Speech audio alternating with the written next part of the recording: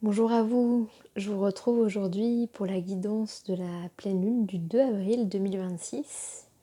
J'ai de la joie de m'asseoir à vos côtés pour venir écouter et sentir voilà, les énergies qui sont présentes pour nous accompagner, qui sont présentes aussi dans l'air et qui, voilà, qui sont parfois, euh,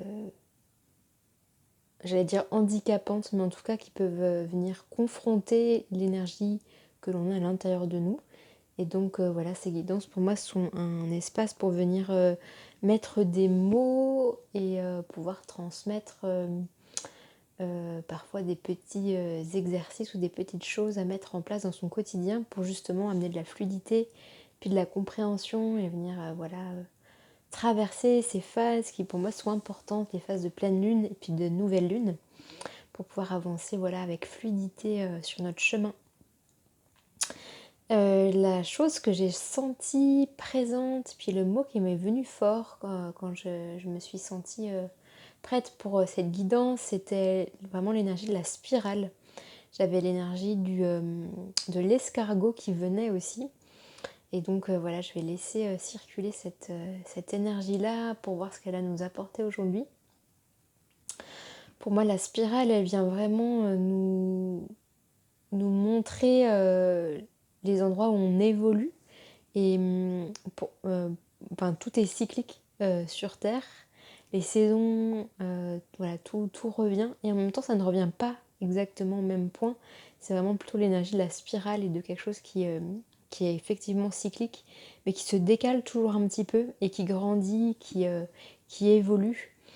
Et c'est vraiment ça qui nous est demandé de regarder et de prendre le temps d'observer autour de ce temps de pleine lune, c'est de pouvoir voir et ressentir ce qui évolue pour nous, de pouvoir voir et ressentir ce qui est différent, ce qui a un goût différent.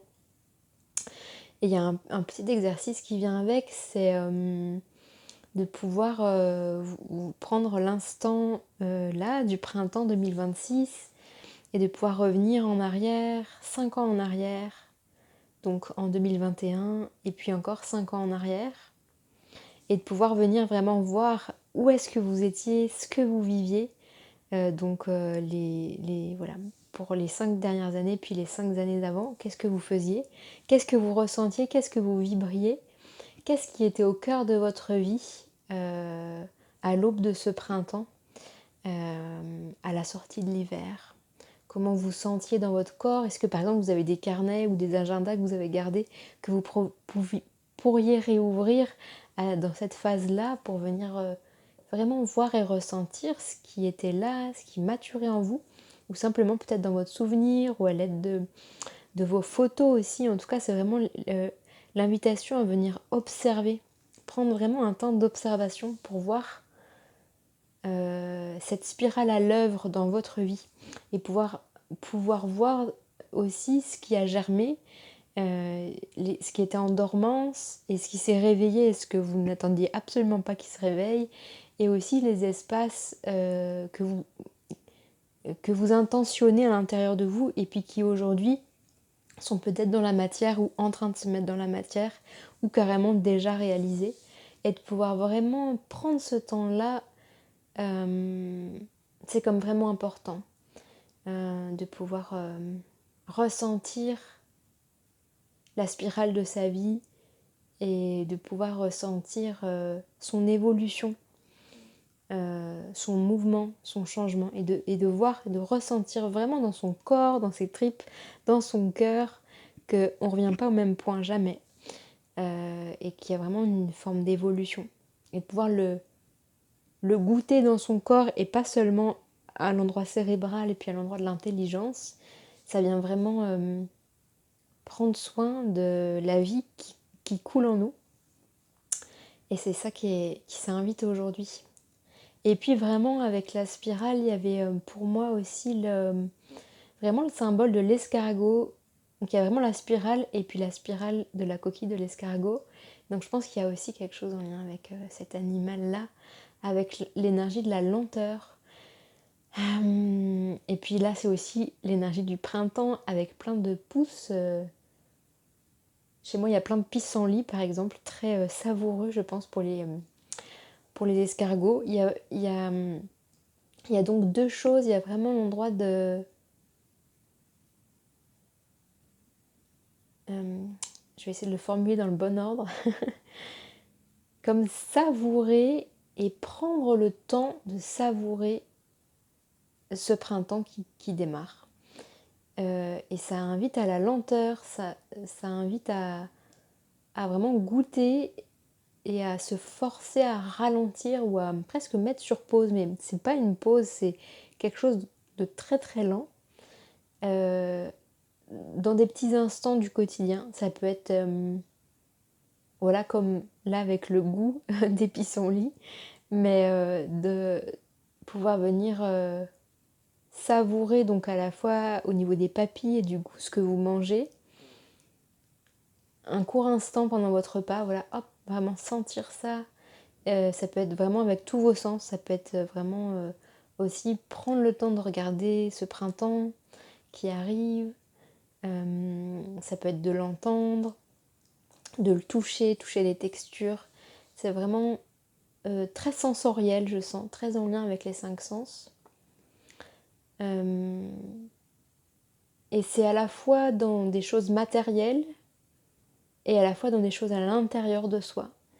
De pouvoir venir écouter et ressentir le printemps en soi. Qu'est-ce que ce printemps vient faire comme printemps à l'intérieur? Qu'est-ce que ça vient faire germer? Est-ce qu'il y a des fatigues qui ressortent? Est-ce qu'il y a plutôt de l'énergie, du pétillement? Il peut y avoir plein de réponses différentes et puis et déjà plein de réponses différentes suivant chacun d'entre vous, chacune d'entre vous qui écoute cette guidance, et puis plein de réponses différentes aussi dans la même heure, la même journée, suivant l'endroit où vous vous positionnez à l'intérieur de vous. Voilà, et c'est vraiment l'invitation qui nous est fait. Et aussi avec un escargot, il y a vraiment l'endroit de c'est petit espace qui vient dans ma tête, c'est petit espace. C'est l'endroit où parfois voilà, dans le monde dans lequel on vit, on peut, si on en a l'élan, les moyens et l'envie, aller loin très vite.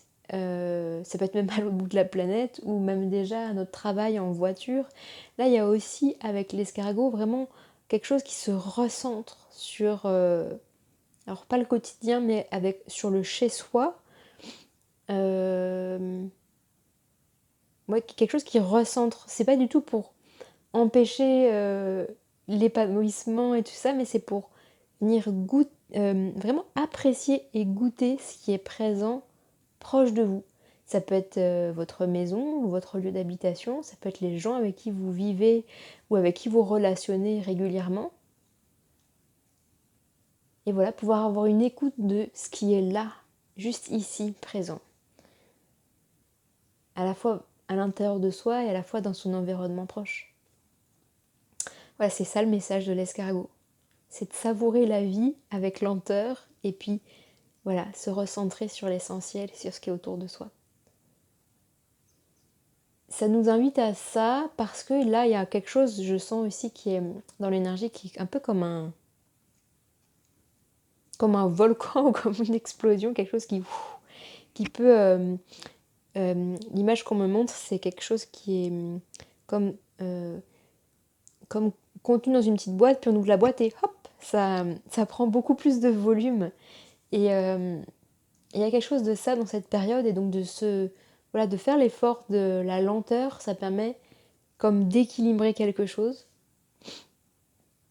Voilà, d'équilibrer quelque chose et de pouvoir accueillir cette grande énergie, soit intérieure, soit extérieure, soit un peu les deux, qui peut venir créer de la friction, de la fatigue ou un peu du brouillage qui fait qu'on n'arrive pas bien à réfléchir ou à prendre des décisions, par exemple.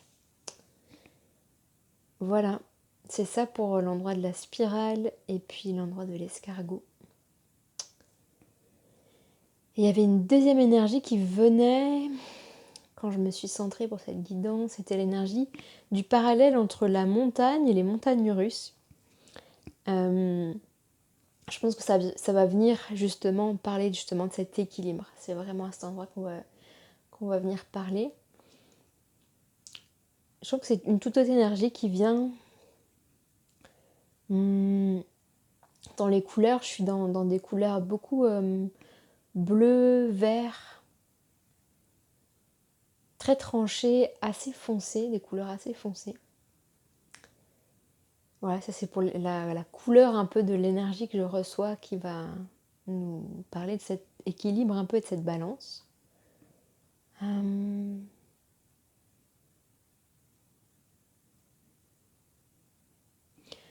Pour moi, il y a comme ce qu'on me montre, c'est qu'il y a deux plans. Il y a le plan de ce qu'on voit qui peut être des montagnes russes. Et puis il y a le plan de ce à quoi on peut se connecter, qui est comme derrière l'illusion, derrière le voile, derrière la porte du théâtre. C'est ça que j'entends, où il y a vraiment la montagne, l'ancrage et puis aussi la connexion avec le ciel. La montagne, ça vraiment nous élève aussi, avec toute cette grande base qui nous ancre.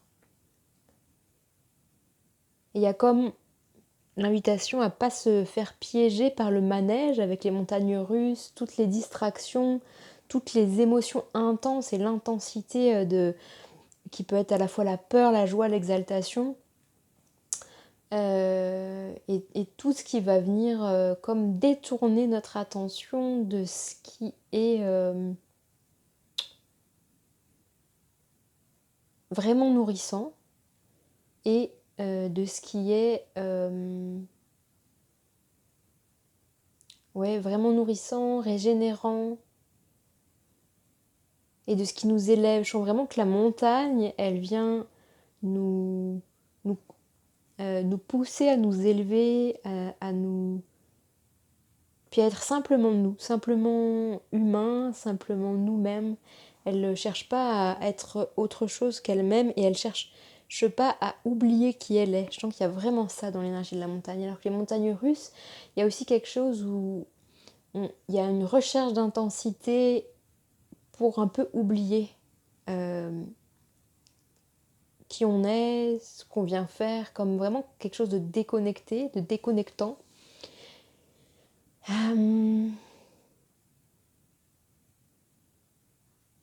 Voilà, il y a ça qui vient.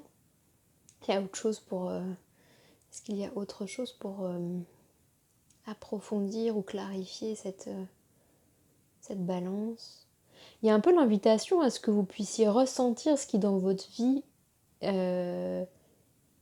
crée... dans votre vie, ce qui est comme un comportement qui tend à ce que vous soyez dans les montagnes russes, et puis les comportements qui vous permettent d'être dans l'endroit de la montagne, et voilà, de pouvoir faire ce choix, et puis aussi de pouvoir voir ce qui, dans l'environnement dans lequel vous vivez, donc qui n'est pas dans vos actions propres, mais dans ce qui est autour de vous, par exemple dans votre maison, dans votre lieu de travail, dans les interactions que vous avez et tout ça. Qu'est-ce qui va plutôt favoriser l'énergie de la montagne? Qu'est-ce qui va plutôt favoriser l'énergie des montagnes russes?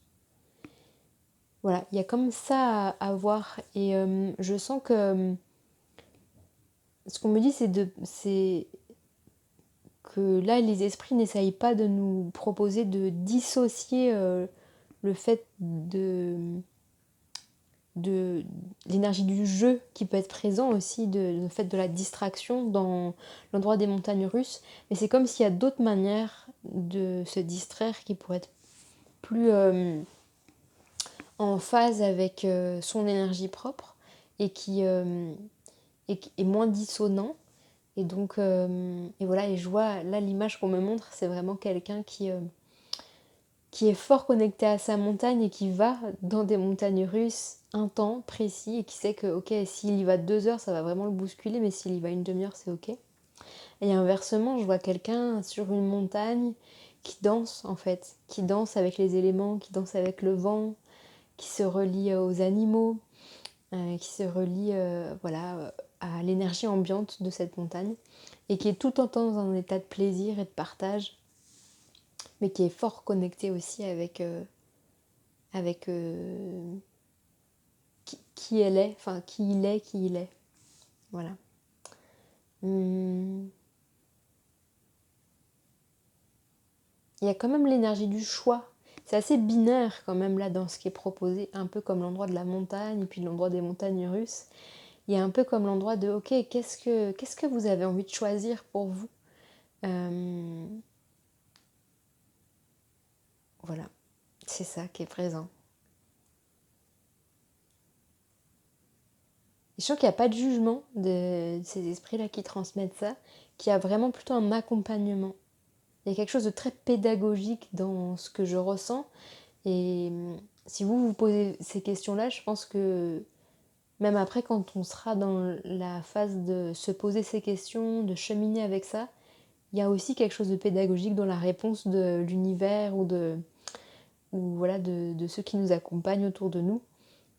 Voilà, pour répondre un peu à ces questions et nous aider à nous orienter dans ce qui est bon pour nous.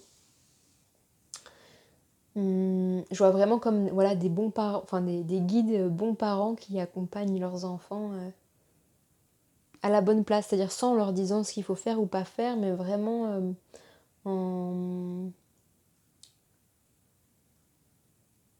en invitant à se poser la question, quoi. Et c'est ça qui se propose là. Est-ce qu'il y a autre chose?